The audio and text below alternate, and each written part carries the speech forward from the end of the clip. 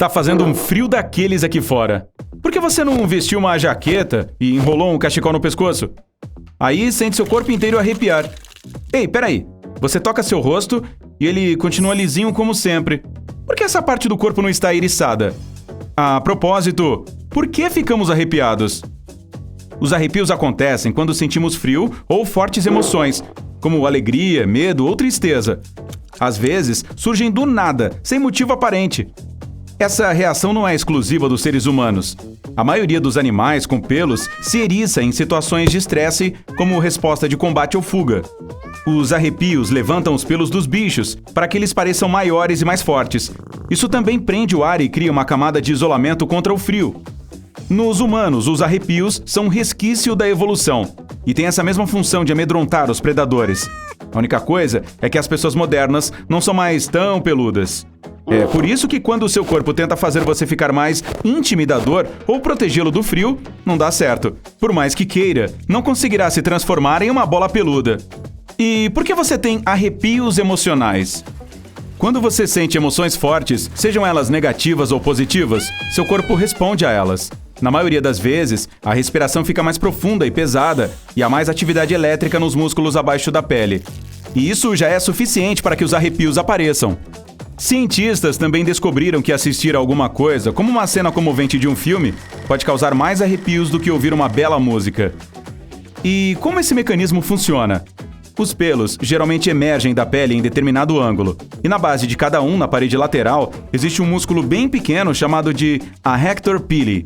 Quando ele contrai, empurra o pelo para cima, fazendo-o ficar em pé. Os arrepios são mais fortes nos antebraços, mas você também pode senti-los no pescoço, pernas e outras partes do corpo. Mas eles jamais surgem no rosto. E por quê? Você não verá um cachorro, gato ou qualquer outro animal peludo com pelos eriçados no rosto. Se isso acontecesse, eles não conseguiriam enxergar com nitidez. O mesmo acontece com os humanos. O reflexo de arrepio não é necessário no rosto, então é mais fraco. Além do mais, em grande parte, os pelos da face geralmente são curtos e finos. Não é à toa que a pele dessa região é comparada a um pêssego. Mesmo se eles se eriçarem, você certamente não notará. O tamanho dos arrepios também depende do espaço entre os folículos capilares. Nos braços e pernas, os pelos são mais espaçados.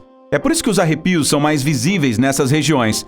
Mas no rosto, os folículos capilares são extremamente próximos uns dos outros. Então, quando os microscópicos músculos arrectores pilorum comprimem sua pele, não há espaço para um arrepio se formar. Por que a pele da cabeça de pessoas carecas não arrepia? Quando alguém fica careca, o músculo do arrepio perde sua conexão com o folículo capilar e é substituído por gordura. Por isso, jamais será possível alguém sentir arrepios nessa parte do corpo.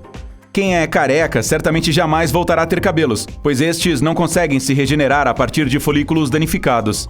O arrepio não é a única reação misteriosa que acontece no corpo humano. Sabe quando alguém fica vermelho de vergonha? Por que as pessoas coram? Estudos recentes supõem que o rubor pode ser uma coisa muito importante nos relacionamentos sociais. Ele mostra que alguém está sinceramente arrependido de um erro. Uma pesquisa também provou que as pessoas perdoam mais quem fica vermelho com mais facilidade, pois o rubor dá a impressão de que o indivíduo é mais confiável e simpático. Experimentos também mostraram que é possível ainda ficar vermelho por causa de um contato visual prolongado. Mesmo se não houver motivo para se sentir constrangido ou envergonhado, ser o objeto de uma análise tão intensa pode desencadear o rubor. Quais os processos no corpo fazem você enrubescer? O rubor é outra parte da famosa resposta de luta ou fuga. Quando você se sente envergonhado, seu corpo libera adrenalina. Ela acelera a frequência cardíaca e dilata os vasos sanguíneos para melhorar a oxigenação e o fluxo do sangue. Corar é uma reação incomum das veias.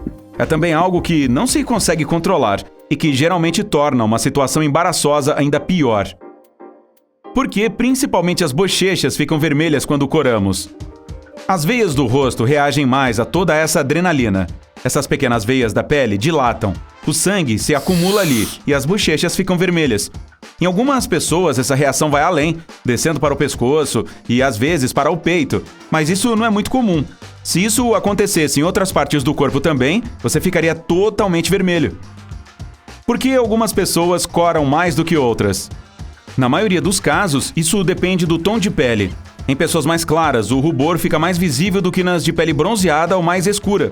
Peculiaridades anatômicas e hormonais também podem afetar a intensidade do rubor. Além disso, algumas pessoas são mais autoconscientes e mais suscetíveis a sentir vergonha do que outras. Elas enrubescem com mais frequência e com mais intensidade. Se você geralmente não dá a mínima para o que os outros pensam, é bem provável que não core com facilidade. Por que as orelhas ficam vermelhas de vez em quando? Isso pode ser outra reação do corpo a emoções fortes, como o constrangimento ou raiva. Elas fazem os vasos sanguíneos expandirem em determinadas regiões, pois o sistema nervoso enviou um sinal para que fizessem isso. Vasos sanguíneos maiores geram um aumento de fluxo sanguíneo, que resulta em orelhas vermelhas. O padrão se repete. E que outra coisa pode acontecer com o seu corpo quando você fica constrangido, com medo ou nervoso? Isso mesmo, pode começar a suar. E esse processo é bem mais complexo do que parece. Do que o suor é feito e por que ele tem gosto salgado? O suor é basicamente água misturada com proteínas, açúcares, amônia e muitas outras substâncias. Também contém pequenas quantidades de metais, como cobre, zinco, níquel, ferro e daí por diante. O que faz o suor ter gosto salgado é o sódio. Além disso, quanto mais sal você come, mais salgado o seu suor fica. Seu corpo está tentando eliminá-lo, e a melhor forma de fazer isso é através da transpiração. A quantidade de sal presente no suor de uma pessoa depende também do quanto ela se exercita. Quanto mais intenso for o treino, mais sal perderá na transpiração. Mas suar é mesmo necessário? O suor resfria o corpo quando a temperatura interna dele sobe por causa do calor, estresse ou de exercícios físicos, mas também é uma ferramenta de comunicação muito eficaz. A maioria das pessoas já teve uma sudorese emocional causada por vergonha, medo, dor, ansiedade ou empolgação. Experimentos mostraram que o cheiro do suor pode revelar o que alguém está sentindo. Além de fazer suar, as emoções fortes também podem causar choro. Será que as lágrimas humanas são diferentes das que os animais derramam? Muitas espécies choram para lavar seus olhos, eliminando a poeira e pequenos detritos. As pessoas são a única espécie que possui lágrimas emocionais. O interessante é que esse tipo é diferente do que é usado para lavar os olhos. As de emoção contêm mais proteínas que as fazem cair mais devagar e grudar na pele. A ciência ainda não desvendou o mistério das lágrimas emocionais, mas existe uma teoria de que surgiram para que nossos ancestrais pudessem demonstrar infelicidade ou aflição. Eles também podiam se sentir mais seguros, já que só as pessoas de confiança são próximas o suficiente para ver essas lágrimas. Por que suas unhas das mãos ficam azuis quando está frio? Primeiro, os dedos da mão ficam bem afastados do resto do corpo, assim como os dos pés e a ponta do nariz. Imagine um pedaço de tecido do tamanho de uma unha da mão em algum lugar no meio do seu corpo.